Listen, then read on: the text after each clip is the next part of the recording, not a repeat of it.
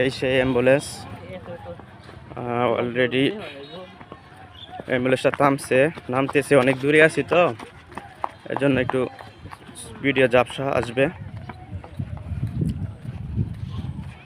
শত শত মানুষ ছুটে যাচ্ছে দেখার জন্য।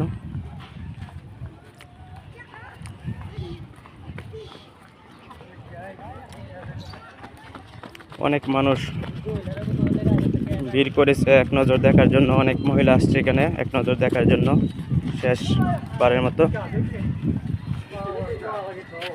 দেখেন আপনারা অ্যাম্বুলেন্সটি ঢুকতেছে অলরেডি।